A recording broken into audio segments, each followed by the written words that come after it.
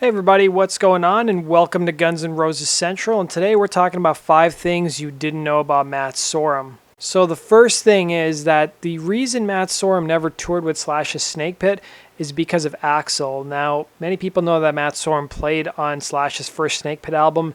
He even took part in some of the actual promo photos that were actually released for the band, as you guys can see here. And he appeared in the music video for the song Beggars and Hangers On. And Matt was originally supposed to tour with the band, but as Matt Sorum said in a 1996 interview, Axl was the reason why he never toured with Slash. So in the actual interview, Matt Sorum was actually in Paris, France, and he was promoting his side project Neurotic Outsiders with Duff McKagan. And the interviewer asked him, Guns N' Roses is supposed to be in rehearsal and you're in Paris, not really convenient. And Matt said, Axl's really cool with Neurotic, referring to Neurotic Outsiders. He loves the album and he doesn't say it to be polite. He criticized solo projects from other members. He hates Snakepit. It was hard for me to deal with. Axl asked me not to go on tour with Snakepit. The interviewer then asked, hard decision? To which Matt responded, not too much. I didn't want to endanger Guns N' Roses. If I toured with Snakepit, it could have caused serious consequences. It could have divided GNR, and I have to be honest, the Snakepit album won't change the music world. So if a band as important as Guns N' Roses would have broken up because I toured with Snakepit, I would have flagellated myself. I was in between. There was Slash, come on man, tour with us, but I told him, Slash, for 4 months we will F GNR up. So I stayed at home and I worked a bit with Axl and Duff. I'm sure I took the good decision. Number 2, Matt Sorum has actually ran into Axl Rose twice, or at least twice, since he was fired from the band in 1997. So here's the 2004 interview with Velvet Revolver, where he talked about running into Axl a couple of years prior, and here's what he had to say. Bangers Ball, Velvet Revolver is still here hanging out with me. Their debut album's coming out this Tuesday. It's called Contraband. How did you guys come up with that name also, by the way? Scott came up with it. Scott just came in and said, what do you think of Contraband? And we're like, cool. That was an easy decision. Yeah, everything was pretty, everything one thing after the other with this band. Slash had Revolver, Scott had Velvet. So that's where the name Velvet Revolver came from, yeah. Okay. And Scott came up with Contraband. Oh, going real smooth, you know what I mean? It is.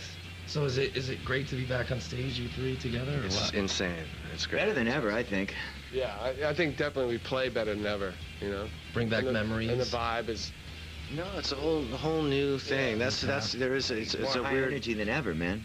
A weird separation between then and now. It's like we're not really thinking about then, except for every time somebody brings it up. Everything's really in the now, sort of the present tense. Great. Right now. Cool. So you're playing GNR songs, and I heard that there was an F Axl chant that you quickly diffused. Do you want to tell us about that? There's not much to tell you. They just, all of a sudden I started hearing this, I think it was F Axl. And so I just said, yeah, I don't think that's necessary, whatever, something like that. It's very classy. So do you have any contact with him? I haven't talked to him since I quit. Okay. So, and I don't think Duff, Nope. I don't think any of us have. No, sir. Haven't talked to him either. You know what? I did. I ran into him in a bathroom at the Standard Hotel in Los Angeles. We had a little talk. Really? But it wasn't great. But you know what? He showed us a really good time at this gig that's getting ready to come up here. Okay. MTV Rock in Rio. And this is your first... Yeah. Matt's first gig with us in front of 200,000 people. Wow. It's like, well. And then in 2006, there was a news story in April that Matt Sorum actually hung out with Axl Rose in New York City. So he posted a message on his official blog at the time. He said, in New York City right now, played here with Camp Freddy on Tuesday in Times Square. It was unbelievable. We were hanging out on the side of a building, Scott Weiland sang 2 and Donovan sang 1 song. Then after we finished, we went inside and played a set at the Hard Rock Cafe. Great night with a lot of cool guests. The rest of Camp Freddy band and party went back to LA yesterday, but I decided to hang a bit. Have been to some great clubs and parties. Went to the Chrome Hearts party the other night. They make jewelry and leather. I met Cher and Usher. That was a trip to meet Cher. She was cool. Also saw old friend Lenny Kravitz there. Then last night I went to a club called 6 and 8's. And while I'm getting out of the cab, I run into Sean Lennon, who was leaving, and went inside. There was Axl Rose. Oh my God, I haven't seen him in at least 6 years. I walked over and said hello. We shook hands, and it was pleasant. Later that evening, I ended up in a loft somewhere in the East Village where Axl was again. We spoke for quite some time, and it was nice to clear some things up. I told him how great of a frontman he was when I was in the band, and no hard feelings for me at all. It was an all-around great vibe, I think. After the party ended, Axl gave me a ride back to my hotel in his Suburban. I'm headed out to meet friend Gina Gershon. She knows New York, so she can show me around. Number 3, before being fired from Guns N' Roses in 1997, Axl had already fired Matt Sorum 2 or 3 times prior. So in the same interview I referenced at the beginning of the video, the interviewer asked Matt Sorum, "What do you think Axl is thinking about you?" And Matt said, "I think he has respect for me. He thinks I'm a good drummer. It's cool. I heard him say that and I was happy. You know, he fired me 2 or 3 times and he called me back." To which the interviewer said, "What do you mean he fired me 2 or 3 times?" Matt said, "You've never heard the rumors?" "Yes, we have all been fired at least one time. You never heard about it." "Seriously?" "It's true. He sometimes goes too far. Sometimes I open my mouth and I say, 'Okay, Axl, F off.' And then he fires me. So I know he will call me the next day. I feel I'm in security and I know I will be in GNR as a drummer for a long time." And funny enough, he was also asked about what he would do if Slash actually was fired, to which Matt said, "It would be difficult. When it was Gilby, what I learned was that he was fired. It was difficult. There was Slash, Duff, and Axl, the 3 original members of the band, and they said they had to tell me. And I didn't know what to say. It's their band, and I don't know how to react. I said, okay." So he also joked about his repeated dismissals from the band, saying that Axl would call him up and let him go in that screamy voice that we're used to hearing on the Guns N' Roses record. And if you guys have heard about Matt's firing, he was fired in 1997 after he had a disagreement with Axl and Paul Tobias regarding Slash. So Axl and Paul were talking about Slash. This was after Slash left the group, and Paul had said he'd seen Slash on Letterman with Slash's Snakepit, and it sucked. And then Matt got in his face and said, "Hey, Slash is my friend. Don't you talk bad about him when I'm around." And basically Axl fired Matt Sorum. At least that's the story that Matt Sorum told. Number 4, Matt Sorum was actually on the TV show Celebrity Ghost Stories. So he talked about an encounter he had when he was working with a band back in the 90s, and he would actually use the same studio where Guns N' Roses had actually recorded the Use Your Illusion albums, and he was working late at night and he encountered a spirit that actually spooked him pretty badly. And if you guys want to read the whole article, I've actually linked to it down below. So according to Matt, it may have been the same spirit that haunted the studio or that was found in a garbage can behind the studio. So if you guys have heard the song Double Talk and Jive, there's the line "found a head and an arm in a garbage can." It refers to a dead body that was found behind the studio, and some people think that spirit that was haunting the studio was from that body. So if you guys want to see the actual episode where Matt Sorum tells the Celebrity Ghost story, I've linked to it down below.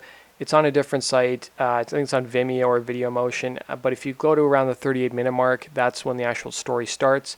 I just love the guy who plays Matt Sorum in the actual narrative, like when he's retelling the story, because it looks like the old Matt Sorum from GNR days. And according to Matt's story, this was mid-90s when he actually had cut his hair. So just a little interesting fact. And the studio where this event actually happened no longer exists. It closed down, but a lot of other people who actually recorded at the studio experienced similar things that Matt talked about. And even the receptionist who Matt went and talked to after this event happened said, yeah, it's pretty normal. People experience these kind of weird events or see people who aren't really there. And eventually all the employees quit too and went and worked at other studios.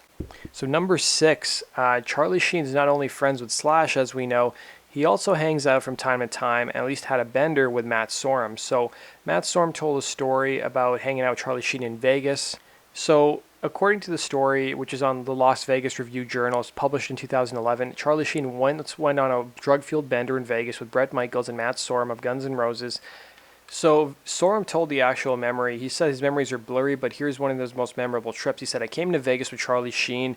This is the lost weekend. It was the late 1990s. Sheen had sent a limo to pick up Sorum from his place in LA. They loaded into Sheen's private jet along with Bret Michaels. Matt said, I was about 6 months sober at the time. After coming off the road with Guns N' Roses, I decided to dry out," Sorum says. And he basically said that Charlie Sheen had a bottle of 1787 Armagnac, and he goes, "Well, I'm not drinking," but I go, what the F. Next thing I know, we're at the Mike Tyson fight. Both me and Charlie just did a huge line of coke in the back of the limo about the size of Oprah Winfrey. It was the fattest line of coke I'd ever done in my life, and I couldn't get out of the car. The car doors open, and we're on the red carpet at the Tyson fight at the MGM, and there's all these cameras, and I'm high as a kite. Charlie gets out, being the actor that he is, and he walks out down the red carpet and talks to all the people. I was so effed up, I ran down the red carpet straight to the bar. I ordered 3 shots and 3 beers. I looked next to me, and Pierce Brosnan was standing next to me. I say, "Hey, Pierce, how you doing?" So Sorum and Sheen watched Mike Tyson win in seconds. Then they rode to Crazy Horse 2, the strip club. After that, You can use your imagination, he says. Sorum rode to his hotel, the Mirage, but couldn't find his room. Security wouldn't help him at first. I said, "This is Matt Sorum from Guns N' Roses. Can you please help me find my room?" Security eventually helped, and the next morning Sheen sent Sorum a friend to wake him up. And then they immediately flew to LA for a Lakers game where they were put up on the Jumbotron. Then they went into the locker room and invited Shaq to come party with them. He was like, "I don't think so." He looked at us like, "F that." Sorum then went to Sheen's house where he could barely stand after 3 days. Sheen sent Sorum home in a limo, and Sorum got into bed and turned on TV, and he sees Charlie Sheen. Charlie Sheen was on Jay Leno's Tonight Show. And I'm like, that guy's an animal, man. Charlie Sheen was a good time. So that does it for this episode of 5 Things, guys. I hope you enjoyed that. Let me know if you didn't know any of these facts before. Comment down below and let me know. Hit the like button if you enjoyed the content of this video, and be sure to subscribe if you love Guns N' Roses as much as I do. And you guys can follow me on social media. The links to my social media channels are down below. And you can also go support my channel on Patreon if you want to see more videos like this. Thanks for watching, guys, and have a good one.